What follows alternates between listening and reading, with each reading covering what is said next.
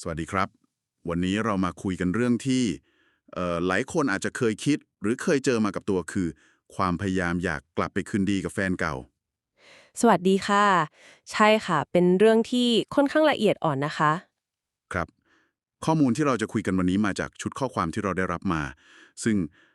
เราขอเรียกว่าข้อความที่วางกันแล้วกันนะครับในนี้มีแนวทางน่าสนใจหลายอย่างเลยค่ะเป้าหมายของเราวันนี้ก็คือลองมาดูกันว่าคำแนะนำหลักๆที่เขาเสนอมาเนี่ยมันคืออะไรบ้างโอเคเรามาเจาะลึกเรื่องนี้กันเลยนะครับ ได้เลยค่ะคือต้องบอกก่อนว่ามันซับซ้อนนะคะแต่ละคู่แต่ละสถานการณ์เนี่ยไม่เหมือนกันเลยการทำความเข้าใจมุมมองจากข้อความนี้ก็เป็นอีกแนวทางหนึ่งที่น่าสนใจค่ะครับผมจุดแรกเลยที่ข้อความนี้เน้นมากๆคือการกลับมามองตัวเองก่อนเลยถามตัวเองจริงๆจังๆว่าเอ๊ะตอนนั้นที่เลิกกันไปสาเหตุจริงๆมันคืออะไรอืมใช่ค่ะ แล้วไม่ใช่แค่คิดนะครับแต่ต้องแบบลงมือเปลี่ยนแปลงตัวเองให้ดีขึ้นจริงๆอาจจะเรื่องนิสัยหรือรูปลักษณ์ภายนอกด้วยเพื่อให้เขาเห็นว่าเฮ้ยเราเปลี่ยนไปในทางที่ดีขึ้นแล้วนะใช่เลยค่ะประเด็นนี้มันลึกกว่าแค่การปรับลุคภายนอกนะคะสิ่งที่น่าสนใจมากๆคือมันเหมือนเป็นการส่งสัญญาณว่าเราได้เรียนรู้จากปัญหาเดิมๆแล้วนะแล้วก็ได้เติบโตขึ้นการแก้ไขข้อบกพร่องพวกนั้นมันสร้างแรงดึงดูดแบบใหม่ขึ้นมาได้ค่ะเป็นการแสดงวุฒิภาวะไม่ใช่แค่แบบว่าเปลี่ยนสีผมอะไรแบบนั้นอ่าฮะเข้าใจเลยครับ แล้วก็มีอีกเรื่องคือการให้เวลาและพื้นที่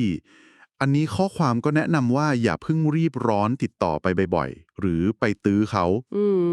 ม การเว้นช่วงห่างบ้างเนี่ยเขาบอกว่าอาจจะทำให้อีกฝ่ายได้มีเวลาคิดถึงเรื่องเก่าๆหรืออาจจะเห็นคุณค่าของเรามากขึ้นก็ได้ ตอนที่เราไม่ได้อยู่ตรงนั้นแล้วค่ะ ซึ่งการเว้นระยะนี่สำคัญมากนะคะในแง่ของการเคารพขอบเขตของอีกฝ่าย คือมันช่วยลดแรงกดดันได้เยอะเลย แล้วก็เปิดโอกาสให้เขาได้ตกตะกอนความรู้สึกจริงๆ โดยที่เราไม่ไปเร่ง แต่ก็น่าคิดเหมือนกันนะคะว่าต้องนานแค่ไหนถึงจะพอดี จังหวะเวลามันสำคัญมากจริงๆค่ะเรื่องแบบนี้ นั่นสิครับอันนี้คงต้องดูเป็นกรณีไป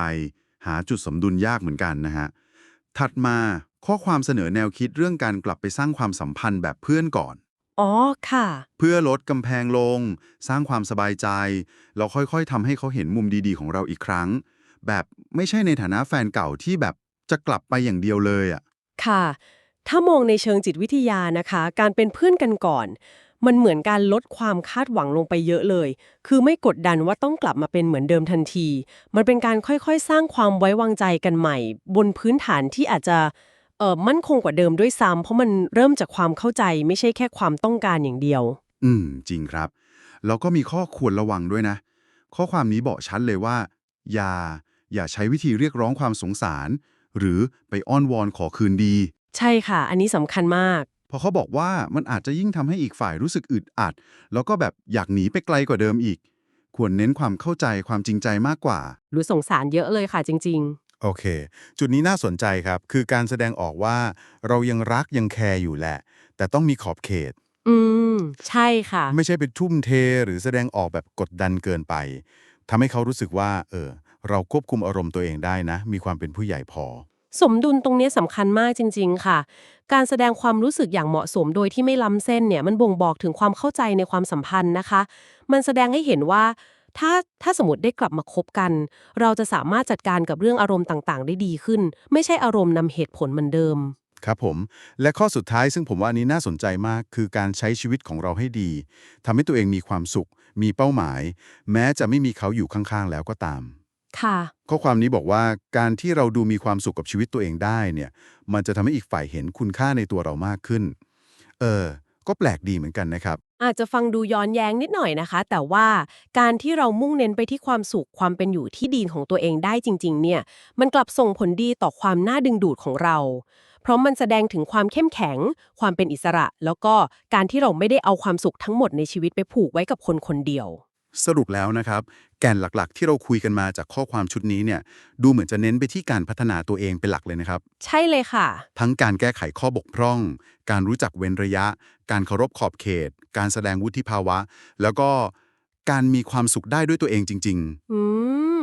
มันไม่ใช่เทคนิคแบบจะไปเอาคืนหรือไปควบคุมเขา แต่เป็นการสร้างคุณค่าในตัวเองขึ้นมาใหม่มากกว่า ใช่เลยค่ะ สังเกตได้ว่าเกือบทุกข้อเสนอแนะที่ว่ามามันวนกลับมาที่การเติบโตของตัวเราเองทั้งนั้นเลย ซึ่ง